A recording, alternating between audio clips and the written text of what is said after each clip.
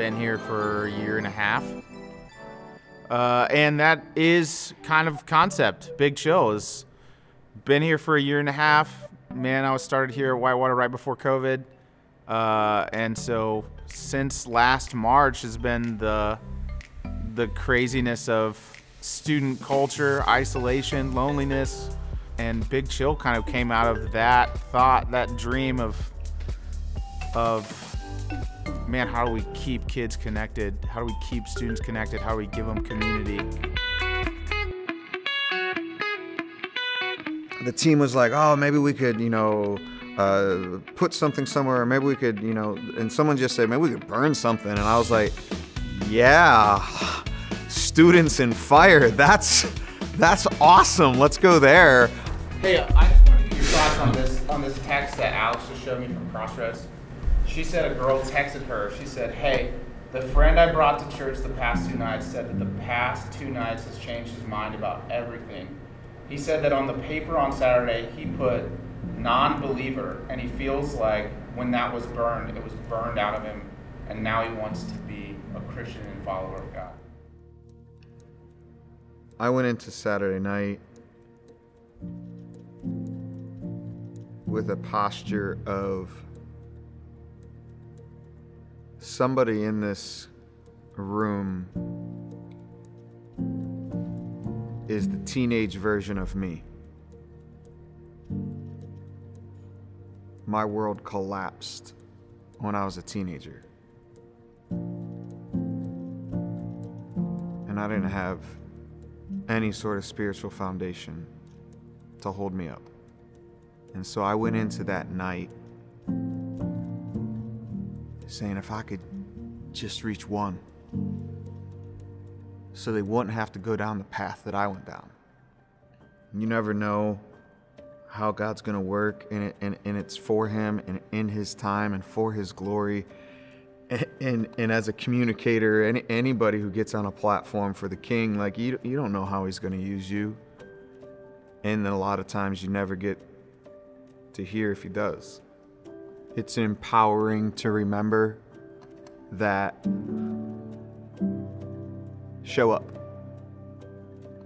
Take every moment that you have and use it to its fullest potential. Because you never know when that moment is that God's gonna drop and say, I'm using you right now to change somebody else's life. I think our team did great at setting the stage and the environment and just letting God run it what He wanted to. And we were just there. I mean, like I literally felt like all 4 days we were just watching. I felt we were just watching what God was doing. Student decides not to commit suicide. Student decides to give his life to Christ or her life. Student decides that now's the time she wants to get baptized. All of that, man. I don't know how that isn't, like, how do we not do it again? How do we not capitalize on that moment or that movement that God is creating?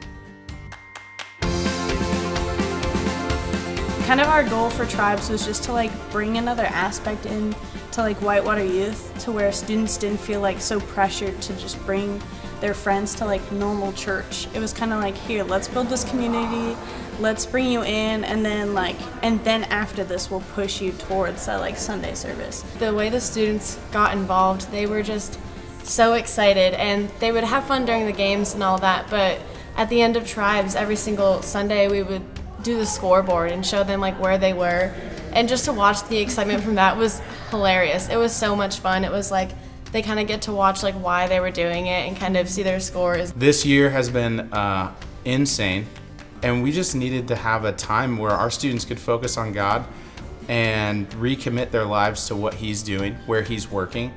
And so we had a ton of students recommit their lives to Christ, their mission, their vision, recommit for our church of God, show us where we want our church to go, which is awesome. We had some students accept Christ for the first time, which is awesome, what a win. And we had some students who were like, hey, I want to do ministry, which is cool. So man, right now we are just walking through life with our students, walking through their call, walk through the messiness, and just try to figure out where God's placing them and where they're moving us. And that is why we are like, hey, Whitewater Youth is going to change the landscape of our church, our city. And we're just trying to empower our students and encourage them to go run after the things that God has put on their heart. So.